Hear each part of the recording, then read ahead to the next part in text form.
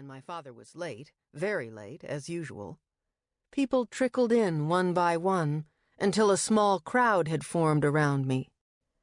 "I hear you're waiting for your father," more than one remarked, as they settled onto the couch beside me. And it struck me at some point that they were waiting to see my father, too. It was curious to me that they would want to meet him.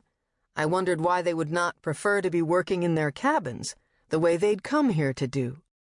As I watched the snow fall slowly outside the window, a thought crept into my mind.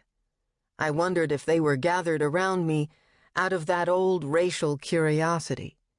I thought perhaps they wanted to see if it was true, if somebody who looked so like one of them could really have a black father. It was that old fault line again, and I felt alien from the colonists whom I'd grown to feel were my friends over the past weeks. I felt what I'd felt so many times in my life, that I was a specimen, and I wanted them all to go away so I could wait for my father in private. And then I saw his blue pickup truck pull up in the driveway outside, and I said, rising, "That's him. He's here." The group around me became quiet, and they all stared out the picture window as he stepped out of his pickup truck in a trench coat, a hat on his head, and made his way across the gravel to the white farmhouse where we waited. I saw him through their eyes, and I felt a surge of pride as I watched him walking through the snow, pride that he was my father. My father is handsome. On his good days, even now, when he has not been drinking or eating too much, he is strikingly handsome. A hush fell over the group as they watched him approach. He came through the door, and I felt the eyes of the others on us as I rose to greet him. I hugged him hello, and I remember I made a show of being more affectionate toward him than I would have been if we were unobserved.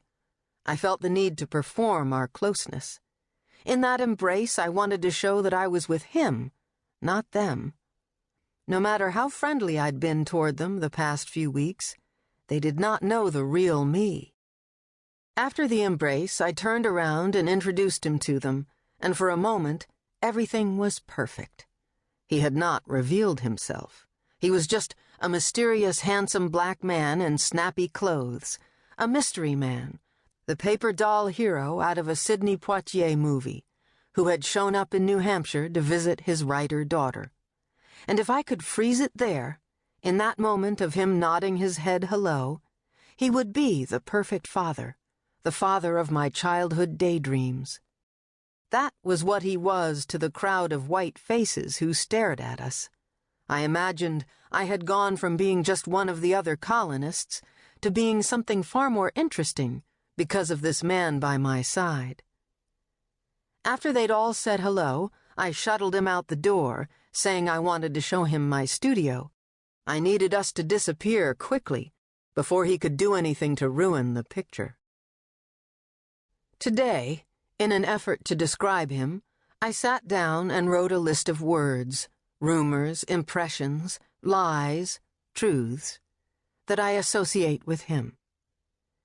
Intellectual, alcoholic, wanderer, raceman, con artist, member briefly of the Communist Party, capitalist, exile, chameleon. A walking, talking contradiction. He saw people as symbols rather than individuals. Growing up, I could never keep track of which group in the population he mistrusted the most. Whenever I would complain to him about somebody doing something wrong to me, a teacher in a school who'd given me a bad grade, a rude sales clerk, he would respond, "What was their last name?" It didn't matter what answer I gave him. Their last name could be anything: Polish, German, Indian, Spanish, Asian, Irish. His response would be the same: a cynical smirk, a shake of the head, as if to say, "Well, what did you expect from one of them?"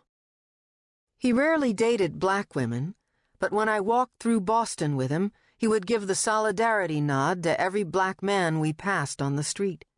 For a long time, I thought he was a personal friend of every black man in Boston. His best friend for a time was a paraplegic.